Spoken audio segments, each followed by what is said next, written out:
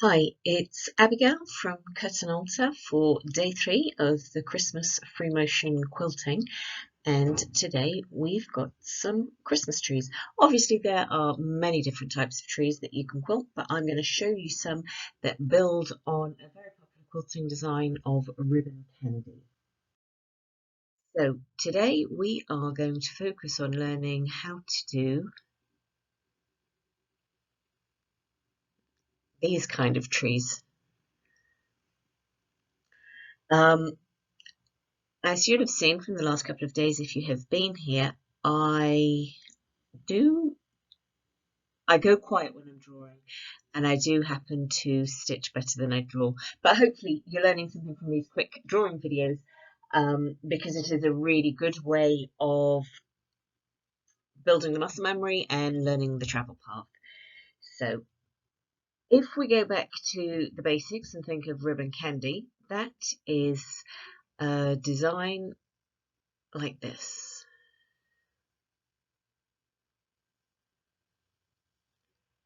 Some tips on this is, as you're going around the top of the top and the bottom, if you think of you're wanting that to be like a circle, so always try to think of that, and with practice the shape will come.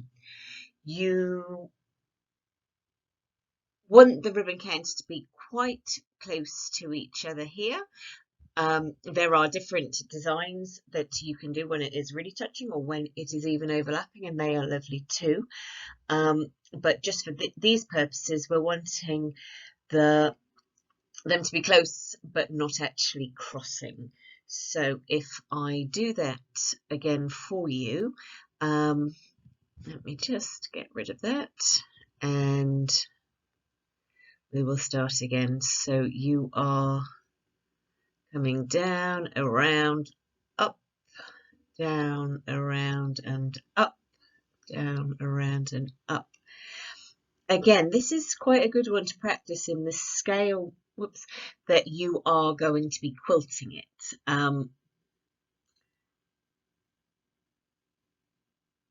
Let me just get rid of that one.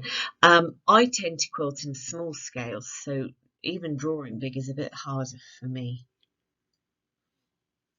Okay, if you are having trouble with figuring out where you are aiming for on these parts here, then a really good idea is to draw some lines like this and think of it in thirds. So you're not actually aiming for them to join halfway, but actually in thirds. So if I draw it now,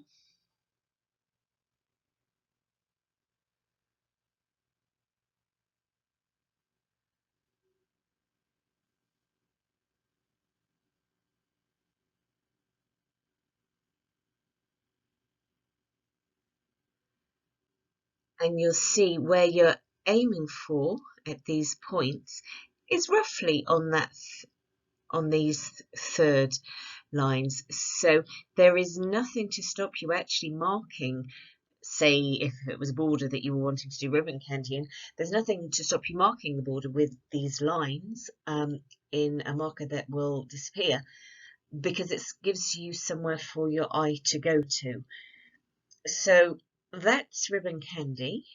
And now how we're going to do the tree is, I'm going to pretend this is maybe the seam line on a border. So I would quilt along there, go up, and then start doing a type of ribbon candy. And then I'm just going to do a little star at the top. So for it to be a continuous path, it looks quite nice if you then go along the other seam line of your border,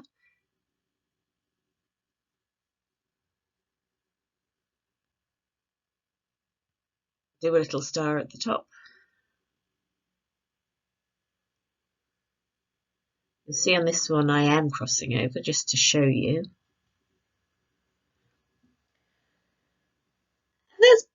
much it. Whether you choose to keep it open like this, or to aim to get these closer together, or even if you're going to cross over altogether, it's up to you. Just have a play with it and see what you like. So I'm now going to go to the machine and stitch these out.